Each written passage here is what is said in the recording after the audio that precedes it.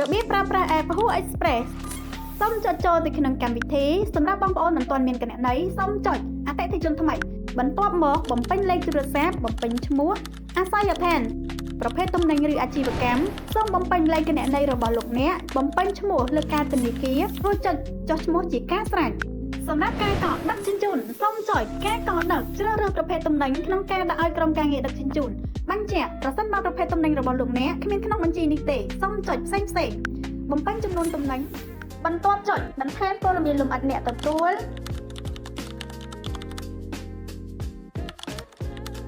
បំពេញព័ត៌មានបន្ថែមតាមចន្លោះនីមួយៗរួចរាល់សូមចុចបញ្ជា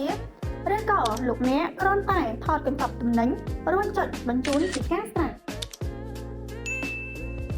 សូមចុចអាសយដ្ឋានទទួលទំនិញជ្រើសរើសទីតាំងសម្គាល់ណាមួយបំពេញលេខទូរស័ព្ទអ្នកទទួល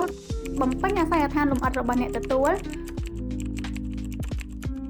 សូមចុចទម្លាក់ទីតាំងបន្ថែមនៅក្នុងផែនទីស៊ូមទៅរកទីតាំងដែលលោកអ្នកដាក់ឲ្យជិតបំផុតហើយចុចពាក្យ choose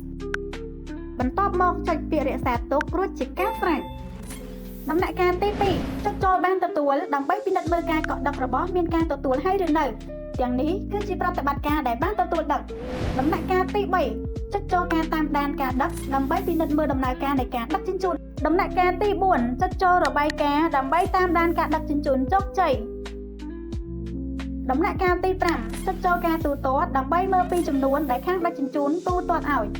ដំណាក់កាលទី6ចុចចូលតាមដានស្តុកដើម្បីដឹងពីចំនួនទំនិញដែលមាននៅក្នុងស្តុកជាមួយនឹង Who Express សូមចូលទៅទាញយកកម្មវិធីនៅក្នុង App Store ឬ Play Store ដើម្បីជាការងាយស្រួលក្នុងការផ្ញើទំនិញទៅកាន់ភ្ញៀវរបស់លោកអ្នកបានពេញរាជធានីភ្នំពេញ